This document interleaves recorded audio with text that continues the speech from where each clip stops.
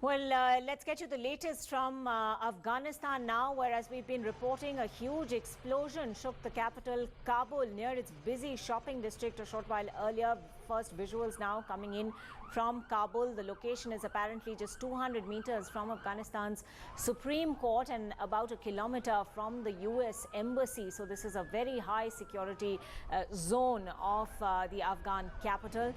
Amitabh Revi joining us at this point with more. Amitabh, we are now seeing those live visuals coming in from Kabul, and clearly a security cordon now thrown around that place where that explosion was heard. What further details are you getting? Well, it is confirmed now, and from those visuals you can see that it was a military convoy, a NATO military convoy that was the target there, and we are being told that that convoy was mostly of US troops. Now, the number of casualties is still not officially known, though the health ministry is saying at least 17 civilians have been killed.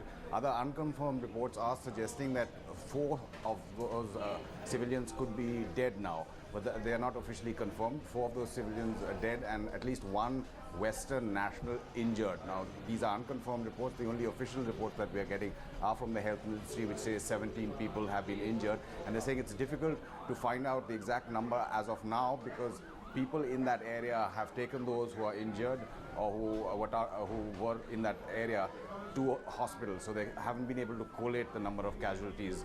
But it is a busy area. You're pointing out the Supreme Court is nearby. There are lots of government ministries nearby. The US Embassy is about a kilometer from that, and it's close to the airport road, the main airport road as well. So most of these government employees at this time during Ramzan would have been returning home. So that's why officials think that the number of casualties is mostly civilians at this time, even though it was a military convoy that was targeted. All right, Amitabh, any further ideas about the nature of that explosion? Since people have been talking about a huge explosion, absolutely. Yes, it was a very powerful explosion, and the Interior Ministry has confirmed that it was a suicide car bomber. So that's the nature in terms of the attack that took place on this military convoy. But most of those who have been injured as of now, that's what we're officially hearing, they're only injured is civilian casualties, not particularly people who are military personnel, who we believe are US personnel in that NATO military convoy. We have also heard from our sources that all Indians in Kabul are safe. All Indians in Kabul safe, but Amitabh, there has been a disturbing pattern, a real spike in the series of attacks that we've seen on the Afghan capital. Yes, they have, and that has taken place after the March spring offensive was launched by the Taliban, and we have seen a spurt of attacks in Kabul and in other parts of Afghanistan as well. In fact, the Taliban at one point overrunning 2 districts, even in the north where they usually aren't prevalent. So yes, there has been a spurt in attacks, even though the Ashraf Ghani government is still putting out feelers, and there have been unofficial meetings between the government and Taliban unofficial representatives, not in Afghanistan but in other countries, including in China. Amitabh, at this point, are we getting any further details about whether the NATO convoy that was targeted has actually been affected at all? Those look like very heavy military equipment that we can see from the visuals. Any details that you're getting about that? Correct. We tried to get in touch with the NATO spokesperson.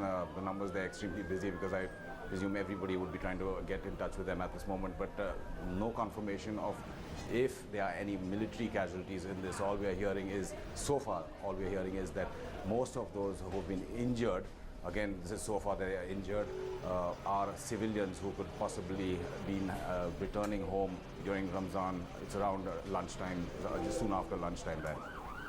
Well, agencies are saying that witnesses have seen a certain amount of damage to those trucks that we're now also seeing visuals of. But the fact that this was in fact an attack on a NATO convoy, a NATO mission, the ramifications of this are going to be quite big. Well, NATO or any kind of military vehicles in Kabul especially are often a target. This is also actually, I should point out, very close to a NATO military camp as well. Not certain where this convoy was traveling to. Again, unconfirmed reports are suggesting that most of the military personnel in this NATO convoy were US personnel. Now, the US has already announced over a year and a half back that there are no combat operations that are taking place with US troops there. They're only there to assist and train the Afghan troops. and performed some counterinsurgency operations. But in Kabul also, when you're there, most people try to stay as far away from a military convoy as because they're like magnets. They draw these attacks to them. All right, Amitabh, thanks very much indeed once again for joining us with those details, and we'll come back to you for more in a moment.